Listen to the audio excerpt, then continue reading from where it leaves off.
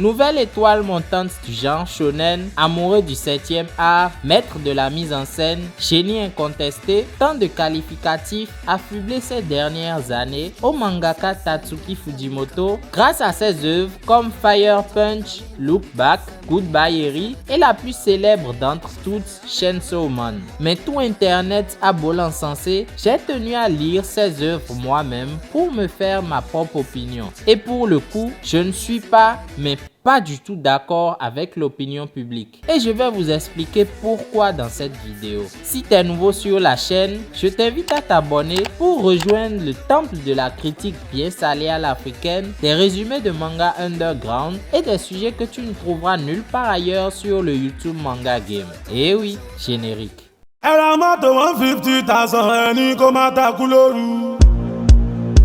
Eddie Jones, Eddie Jones.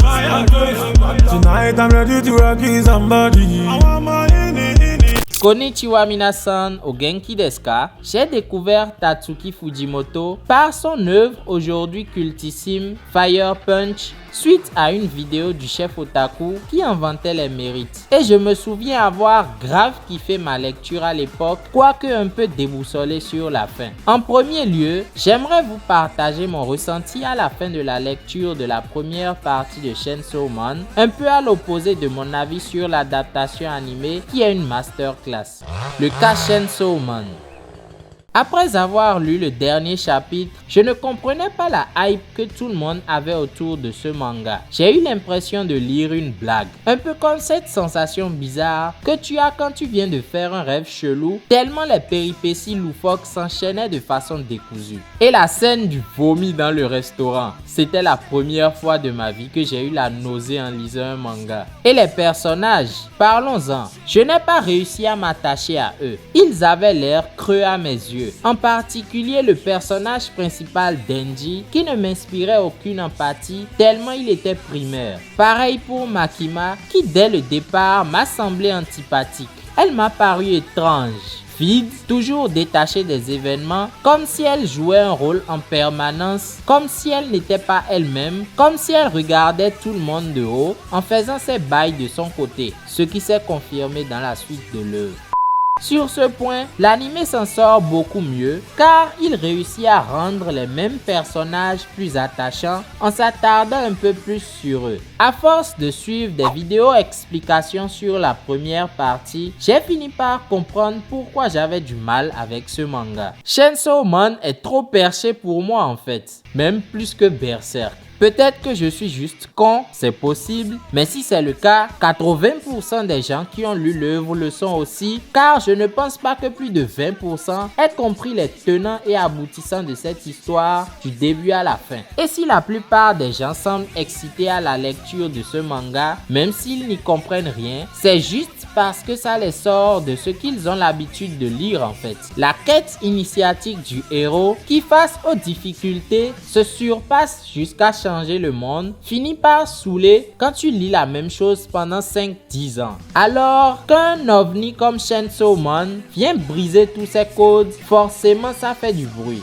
Mais moi, je ne suis pas un vendeur de hype, encore moins pour une œuvre que je ne comprends pas. Ce qui me passionne, c'est l'histoire, le lore, les univers étendus et non le spectaculaire juste pour du spectaculaire, aussi bien exécuté soit-il. Pour reprendre les termes du troppeur, la base de la narration, c'est A fait B. Et la base de la critique, c'est pourquoi A fait B. Si l'histoire n'est qu'un enchaînement de A fait B, sans comprendre le pourquoi, l'histoire perd en substance et devient juste un prétexte pour raconter des choses, ce qui a le don de me sortir du récit. Je préfère un récit classique à la Demon Slayer qui me présente de petites histoires poignantes avec des personnages attachants plutôt qu'un gros spectacle de science-fiction comme un Devilman Crybaby par exemple. Car les chefs-d'œuvre naissent parfois d'idées simples. Et comme l'a dit quelqu'un d'éclairé, originalité n'est et ne sera jamais synonyme de qualité. Mon avis sur l'auteur. Après la lecture de la première partie de Chainsaw Man, en me remémorant en plus ma lecture de Fire Punch, j'ai réalisé ce qui me dérangeait chez cet auteur. Il aime dessiner des histoires qui commencent bien, mais qui finissent par partir en couille, mais genre vénère. Et les histoires qui finissent mal, ce n'est pas trop mon délire. La réalité étant déjà assez triste et injuste pour ça. Je préfère les histoires posées qui resteront ancrées dans ma mémoire pour de bonnes raisons, pas une succession d'intrigues what the fuck qui me laissera une impression de vide à la fin. Mais j'ai mieux cerné l'auteur après avoir lu son mot à la fin de l'anthologie 17-21. Il dit, je cite, « Depuis l'âge de 17 ans, un sentiment proche de l'impuissance continue de me hanter. Et régulièrement, à chaque fois qu'un événement tragique s'est produit, l'impression que mon travail n'avait aucune utilité s'est renforcée. Récemment, gagné par l'envie de cracher ce sentiment à la face du monde, j'ai dessiné une histoire intitulée Look Back. Il me semble qu'étrangement, le processus créatif a eu pour effet d'atténuer un peu mes angoisses. Ces paroles, assez profondes je l'avoue, révèlent qu'il est un auteur qui retranscrit à travers son art la frustration découlant de son impuissance par rapport aux situations malheureuses qu'il a pu vivre dans son passé. Ce qui donne des histoires où les héros sont impuissants face aux fatalités qui leur tombent dessus. Cependant, cela n'enlève en rien la qualité des histoires qu'il écrit car il faut le reconnaître, il est assez doué. Fire Punch, Masterclass. Look Back, Masterclass. Pareil pour la deuxième partie de Chainsaw Man, où contrairement à mon dépaysement de la partie 1, je prends réellement plaisir à suivre l'histoire. Et ce en grande partie grâce au nouveau personnage principal Asamitaka, qui est beaucoup plus intéressante à suivre avec ses peurs, ses complexes et sa bêtise qui pour le coup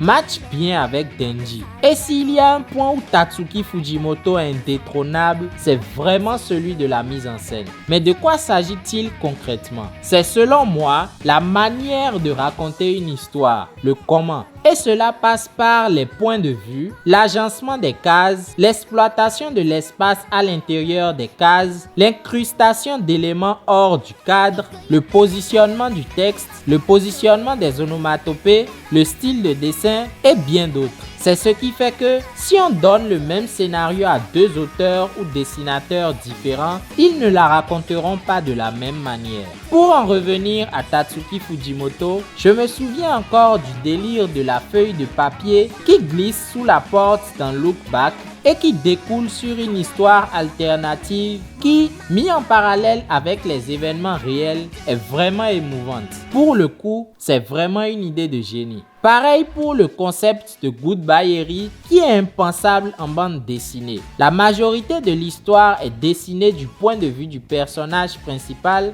avec l'image floutée pour faire la différence entre ce qui est filmé et ce qui ne l'est pas, et tout le récit est montré de telle sorte qu'il y a un flou permanent entre le réel et la fiction, ce qui te laisse avec un sentiment total d'incompréhension sur la fin. Mais malgré toutes ces qualités, dire que tout ce que Tatsuki Fujimoto dessine relève du génie, c'est un peu exagéré quand même. Et je parle là de tous ceux qui ont encensé les anthologies 17-21 et 22-26. Certes, on y retrouve son côté décalé et imprévisible, mais si ça avait été les œuvres d'un auteur lambda, personne n'en aurait eu rien à carrer parce qu'en vrai, ce sont des histoires claquées au sol. Bon, je grossis le trait, mais avouez qu'elles ne sont pas folles. Et sans moi, à la fin de l'anthologie 22-26, on en parle. Après l'avoir lu, je me suis demandé s'il était vraiment un génie ou juste un fou. Mais alors, qu'est-ce qui explique l'engouement des foules sur ces œuvres et surtout des youtubeurs qui ont crié au génie?